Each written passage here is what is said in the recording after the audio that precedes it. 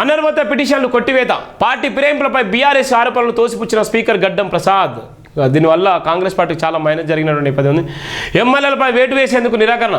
ప్రకాష్ గౌడ్ గూడెం అరకపూడి తెల్లం బండ్లకు clean chit. నేడు మరో ముగ్గురు ఎమ్మెల్యేల విషయంలో తీర్పు ఇచ్చిన నేపథ్యం కూడా ఉంది. నేను కాంగ్రెస్లో చేరలేదు కడియం శ్రీహారి. ఇక చూడు ఇంత బహిరంగంగా చెప్పిండు, నేను కాంగ్రెస్ పార్టీలో చేరలేదు కానీ ఉత్తనే ఉంటున్నా, నా బిడ్డ ఒకటి ఉత్తనే ఉంటుంది అని జనాన్ని మోసం చేసినటువంటి పరిస్థితి ఉంది. కడియం శ్రీహారి ఉన్నటువంటి ఇమేజ్ కూడా మొత్తం ఆయనకు ఉన్నటువంటి ఎంతో కొంత పేరుండి ఆ పేరు కూడా నిన్నటి దానితో కూడా సమసిపోయిందని చెప్పొచ్చు. ఒక టీచర్గా తన జీవితాన్ని ప్రారంభించినటువంటి ఒక టీచర్గా ఈరోజు ఆయన ఆడుతున్నటువంటి డ్రామాలు, ఆయన ఆడుతున్నటువంటి అబద్ధాలు ఇలా సమాజం మొత్తం ఇలా చూసేటువంటి పరిస్థితి. నేను కాంగ్రెస్ పార్టీలో చేరలేదు అనేటువంటి నేపథ్యం కూడా ఉంది. ఆయన చెప్పినటువంటి స్టేట్మెంటే విచారణ జరుపుతున్న స్పీకర్ గడ్డం ప్రసాద్ కుమార్ కూడా విచారణ జరుపుతున్నాడు. ఇక్కడ ఎమ్మెల్యేలను కూర్చోబెట్టి ఏమైంది, మీరు ఏ పార్టీలో ఉన్నారో ఆ పార్టీలో ఉన్నారా ఈ పార్టీలో అడుగుతున్నారు. ఇక్కడ ఉన్నటువంటి మైపాల్ రెడ్డి, ప్రకాష్ గౌడ్, కృష్ణమోహన్ రెడ్డి, అరకపూడి గాంధీ, తెల్లం వెంకట్రావు ఇక్కడ ఉన్నటువంటి ప్రధాన వార్త. వీళ్ళందరూ కూడా బీఆర్ఎస్ పార్టీలో గెలిచినటువంటి అభ్యర్థులు. వీళ్ళందరూ కూడా బీఆర్ఎస్ పార్టీలో గెలిచి కాంగ్రెస్ పార్టీ కండ కప్పుకున్నటువంటి నీచాతి నీచులు ఇలా ఉన్నటువంటి వీళ్ళు.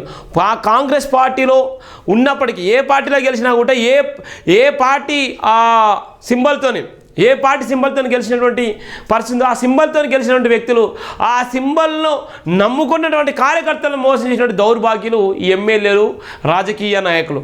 ఏ పార్టీ అయితే నీకు అన్నం పెడుతుందో, ఏ పార్టీ అయితే నీకు టికెట్ ఇచ్చి నీకు గెలిపించిందో ఆ పార్టీ నుంచి గెలిచిన తర్వాత కూడా మళ్ళీ నేను ఆ పార్టీలోనే ఉన్నాను, నేను ఆ పార్టీకి నేను ఏ సంబంధం, కాంగ్రెస్ పార్టీలో నేను ఉత్తనే ఉన్నాను, పోయి దోస్తానం చేసుకుంటున్నానని చెప్పడం నిజంగా సిగ్గుచేటు. దానికి సంబంధించిన ప్రధాన వార్త, బీఆర్ఎస్ పార్టీ గుర్తు మీద గెలిచి కాంగ్రెస్లో చేరాలని ఆరోపణలు ఎదుర్కొంటున్న ఎమ్మెల్యేలపై దాఖలైన అనర్హత పిటిషన్లు అసెంబ్లీ స్పీకర్ గడ్డం ప్రసాద్ కుమార్ బుధవారం కొట్టేశారు. 5 ఎమ్మెల్యేలు ప్రకాష్ గౌడ్, గూడెం మైపాల్ రెడ్డి, అరకపూడి గాంధీ, బండ్ల కృష్ణమోహన్ రెడ్డి, తెల్లం వెంకట్రావు పైన పార్టీ ఫిరాయింపుల ఆరోపణలు స్పీకర్ తోసిపుచ్చుతూ తీర్పును వెలువరించారు. స్పీకర్ నిర్ణయంతో 5 ఎమ్మెల్యేలకు భారీ ఊరట లభించింది. ఈ సందర్భంగా తీర్పు కాపీని స్పీకర్ విడుదల చేశారు. శాసనసభ్యులు సంబంధిత రాజకీయ పార్టీలు కూడా వాళ్ళు చెప్పిన నేపథ్యం ఉంది. చూడుగా స్పీకర్ నిర్ణయం తీసుకున్నాడు.